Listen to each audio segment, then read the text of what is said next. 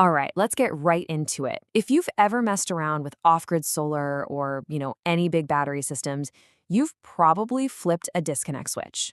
But have you ever really stopped to think about what's happening when you cut a high current DC load while it's live? They call it hot switching.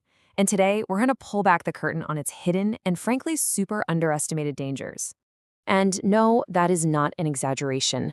We are talking about a failure that can be absolutely catastrophic, all from one of the most basic things you can do in any electrical system. It is a crazy amount of energy focused on a tiny point, and the consequences can be, well, devastating. The stakes here are just incredibly high. And that's really the million-dollar question, right? Because we've all seen that little blue spark when you plug in a vacuum cleaner at home. No big deal. But that's AC power. The spark you get from a DC system, well, it's a completely different animal. And figuring out why is the absolute key to keeping yourself and your gear safe.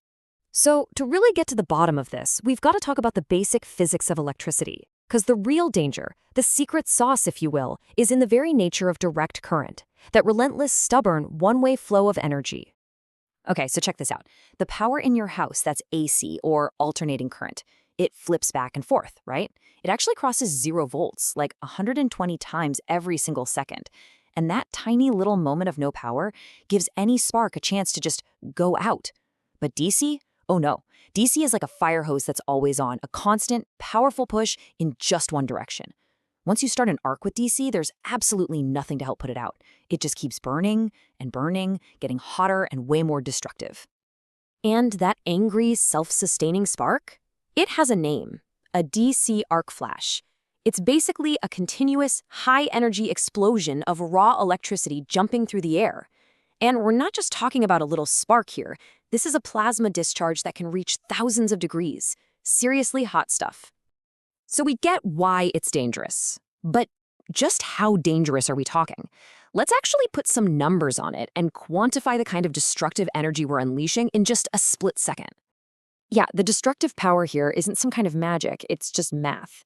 And the formula is surprisingly simple. The total energy an arc dumps out comes down to 3 things: your system's voltage, the current that's flowing through it, and this is the critical part, the amount of time that arc stays alive. So let's run a little scenario with some real-world numbers. Imagine a pretty common 12-volt battery system. It's working hard, maybe powering a big inverter, pulling a solid 200 amps. You go and flip a switch, and an arc forms for just 1/10 of a second. That's literally faster than you can blink. So, what happens? Boom. The answer is 240 joules of energy.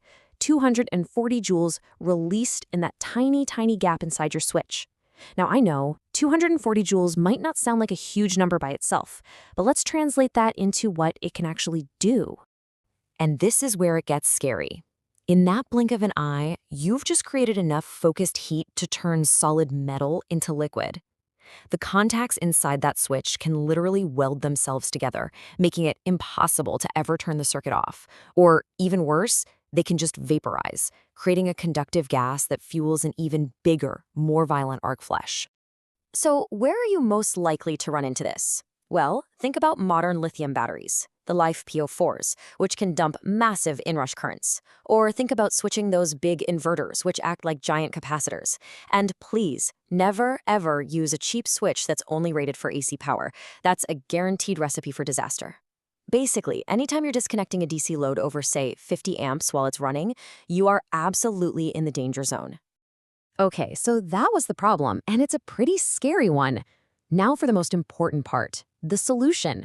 The good news is this is a totally preventable disaster, but only if you follow a clear, simple protocol. First off, know your system. Know the right order to disconnect things.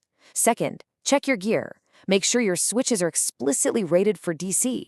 For those big capacitive loads, you'll want to use a precharge circuit. And of course, always wear your safety gear. But you know what? All of those steps really support the #1 golden rule. The absolute safest way to flip a switch is to make sure it's not under load. Always power down the load before you hit that main disconnect. When it comes right down to it, this whole thing boils down to one core idea. You're not just flicking a piece of plastic, you are trying to interrupt a powerful, relentless flow of energy. And that's really the bottom line, isn't it? The physics of DC power are totally unforgiving. But the flip side is that they're also predictable. And because they're predictable, you can prepare. By understanding these principles and just using the correct, properly rated equipment for the job, you can completely, 100% prevent these kinds of catastrophic failures. So, I'll leave you with this one question to chew on. Go take a hard look at your own setup, your switches, your tables, your procedures. After everything we've just talked about, can you honestly say with total confidence that your system is designed to be switched safely every single time?